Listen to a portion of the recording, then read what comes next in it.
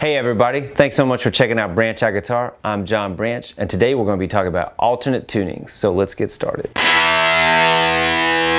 So alternate tunings are going to be a variance on the standard tuning that we have for the guitar. So the standard tuning again is E for the 6th string, A for the 5th string, D for the 4th string, G for the 3rd string, B for the 2nd string, and E for the 1st string. So the first really common alternate tuning is not too much of an alternate tuning in itself from standard tuning. It's called drop D tuning. So what you're doing is you're dropping the 6th string from the note E down to the note D. So the easy way to test for that is to listen for the note, the D note on the 6th string and make sure that it matches up with the 4th string. It's going to be the same note, but just in a different octave. The good thing about this tuning is it makes power chords very easy, so you find this tuning is used a lot in harder rock, metal, styles of music kind of like that. Instead of having to play a power chord like this, you can just bar across the 6th, 5th, and 4th strings with one finger. You can also use it to fatten up, like say a D chord like this, but now that you have the low D note, you can play all 6 strings. Get a little bit more bottom end. So that's drop D tuning. So the next alternate tuning that we're going to talk about is open D. Very similar to the drop D, but where we have a couple of other elements that are changed. So we still have the D, A, D like we had before with the drop D, but now for the 3rd string, which was a G, we're going to drop it down a half step to the note F sharp.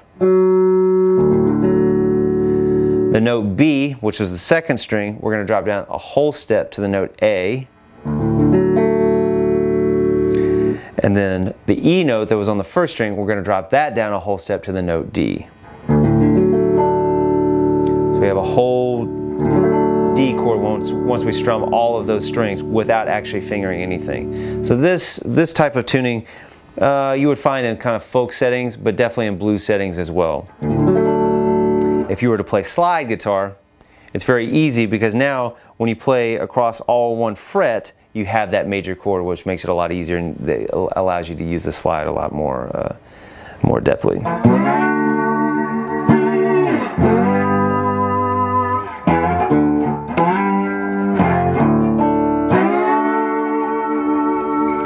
So you want all the strings to be playing a chord there, because with the slide you can't use your other fingers around it. So having the slide basically being a big bar across the neck allows you to get a chord with that without doing any other fingering with your other fingers. So the next alternate tuning we'll talk about is what's called Dadgad. It's very similar to the open D tuning that we just did, but with one little change.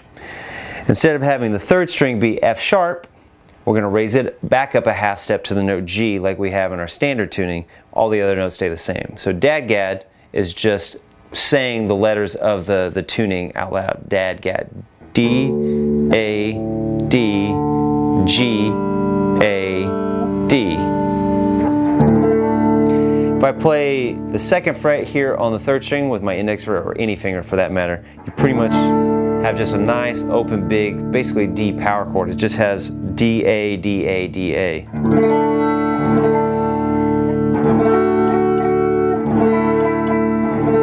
So this tuning is very drony, very resonant. You see this a lot in folk circles, singer-songwriter types as well. It allows you to get, it's very easy to use this tuning to play solo because you're getting a lot of bass and a lot of resonance from the guitar with the lower notes, and making it easier to finger stuff on top. So you can get a lot of bass notes with melodies on top. It makes it easier rather than just switching between all the big open position chords that you normally have. It also just gives the guitar different resonance, a little bit different sound. So that's why you would use it.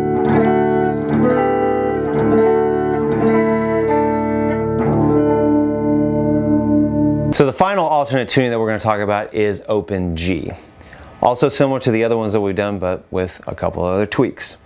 So we're still having the 6th string be the note D, but now we're going to drop the 5th string down from the note A to the note G. So this is very similar conceptually to the open D chord. Basically when we strum all 6 strings, with just those open strings, we're going to have a big chord, an open G chord, a G chord.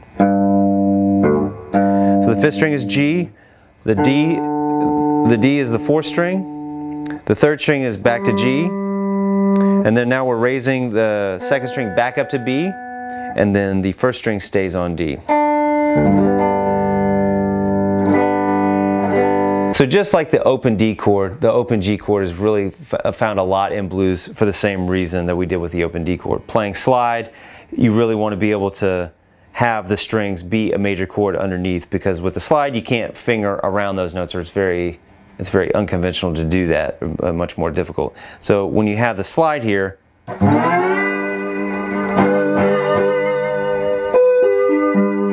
because the slide is acting like a bar and the strings are tuned all to one chord, you just have to be across that one fret to get that major chord. Now, why would you use open G as opposed to open D? You just have a little bit different sound, a little bit different resonance, and it's also just a different key. So.